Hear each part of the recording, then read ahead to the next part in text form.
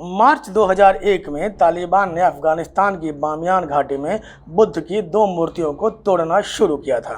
कभी दुनिया की सबसे ऊंची मूर्तियों में शामिल प्राचीन बामियान बुद्ध दुनिया से हमेशा के लिए तालिबानियों द्वारा खत्म कर दिए गए। तालिबान के जाने के बाद अफगानिस्तान में नई सरकार आई, जो उस घटना के 20 साल बाद नाइट विद बुद्धा के माध्यम से 3D प्रोजेक्शन कर इन मूर्तियों को आभासी रूप से जिंदा रखने की कोशिश की। बुद्ध की ये 2 खड़ी मूर्तियां बामियान घाटी में बनाई गई थीं, इसीलिए इन मूर्तियों को बामियान बुद्ध के नाम से जाना जाता था। बामियान बुद्ध गुप्त वंश के शासनकाल में बनाए गए मूर्तिकला के शानदार प्रमाण थे।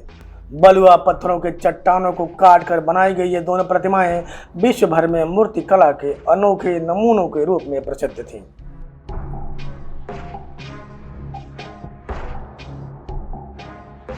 एक मूर्ति की ऊंचाई 55 मीटर तथा दूसरे की 38 मीटर थी। स्थानीय लोग 55 मीटर की बामियान बुद्ध की मूर्ति को सलसल कहते थे, जिसका मतलब ब्रह्मांड को रोशन करने वाली किरण, और दूसरी मूर्ति को शमामा के नाम से जानते थे, जिसका अर्थ रानी माँ होता है।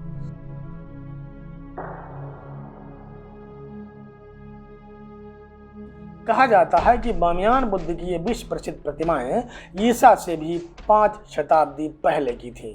ये मूर्तियां बुद्ध की दुनिया भर में खड़ी प्रतिमाओं में सबसे लंबी थीं। बामियान अफगानिस्तान के सेंट्रल हाईलैंड वाले एरिया में हिंदू कुश के ऊंचे पहाड़ों पर स्थित है। यह घाटी बामियान नदी के किनारों के साथ साथ कभी सिल्क रूट का हिस्सा भी हुआ करती थी। 6437 किलोमीटर के सिल्क रूट के रास्तों में यह बामियान घाटी पड़ती थी। कई संस्कृतियां, भाषाएं और धर्म यहाँ पर घुले मिले, पनपे और फले फूले। सिल्क रूट दुनिया का सबसे पुराना और लंबा ट्रेड रूट था। तब यह रूट चाइना से Central Asia, South Asia, West Asia, Europe और नॉर्थ अफ्रीका तक जाने वाला ट्रेड रूट का हिस्सा हुआ करता था। बड़ी क्वांटिटी में चाइना से सिल्क इसी रास्ते से वेस्टर्न कंट्रीज को ट्रेड हुआ करता था। इसी वजह से इस रूट का नाम सिल्क रूट पड़ा था। जब बौद्ध धर्म को मानने वाले कुषाणों का शासन हुआ, तब बामियान एक इम्पॉर्टेंट ट्रेड, कल्चरल और धार्मिक सेंटर बन गया था। चीन, इंडिया और रोम के ज़्यादातर व्यापारी इस रूट का इस्तेमाल करते थे, जिससे यहाँ पे एक मिक्स्ड कल्चर डेवलप हुआ। 1990 में जब कट्टरपंथी तालिबान आंदोलन की शुरुआत हुई और यह उभरा, तब इन्होंने धीरे धीरे अफगानिस्तान का लगभग 90% हिस्से पर कब्जा कर लिया।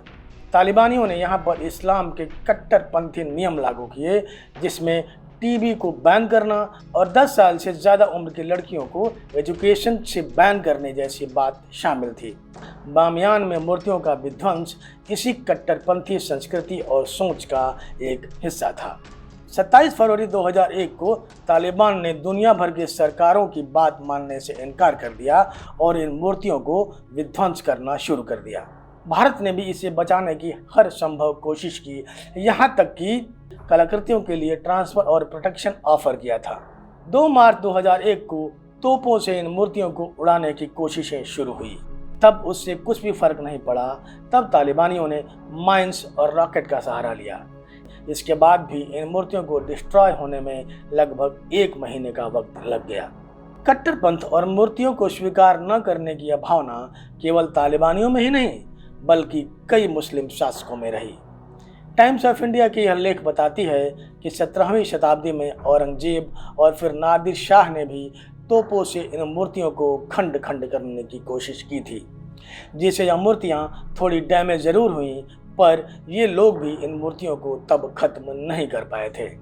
अमेरिका द्वारा तालिबान के खात्मे और नई सरकार के गठन के बाद 2003 में यूनेस्को ने बचे हुए अवशेषों को वर्ल्ड हेरिटेज साइट की लिस्ट में शामिल किया था और उन्होंने मूर्तियों को फिर से रिकंस्ट्रक्ट करने की कोशिश की, पर यह हो नहीं पाया था। अगस्त 2021 में तालिबान ने 20 साल बाद अफगानिस्तान पर फिर से कब्जा किया। अब का नया तालिबान ऐसा दिखाना चाहता है कि अंतर्राष्ट्रीय स्तर पर उसे आर्थिक सहयोग मिले और स्वीकार्यता मिले। इसके लिए तालिबान बामियान में बुद्ध की इन मूर्तियों को फिर से खड़ा करना चाहता है। अफगानिस्तान में दैनिक जरूरतों की चीजें और शासन चलाने के लिए फंड की आवश्यकता है, इसलिए आर्थिक सहयोग से ये लोग चाइना जैसे देशों से उम्मीद लगाए बैठे हैं। 21 साल पहले इन्होंने इन मूर्तियों को अधार्मिक तक कह डाला था। उदारवादी चेहरा दिखाने की कोशिश करने वाले तालिबान ने अभी तक वहां पर लड़कियों को शिक्षा से दूर रखा है। मीडिया रिपोर्ट्स बता रही हैं कि बामियान में उस जगह के सैकड़ों मीटर नीचे दुनिया की सबसे बड़ी तांबे की खान है। कहीं इस बदलाव के पीछे तांबे की खान और चीन से इन्वेस्टमेंट की चाह तो नहीं? काइंड नॉलेज की आज के इस वीडियो में इतना ही। हमारे साथ बने रहने के लिए आपका बहुत बहुत आभार। इस वीडियो को लाइक कर दें और हमारे चैनल को सब्सक्राइब जरूर करें।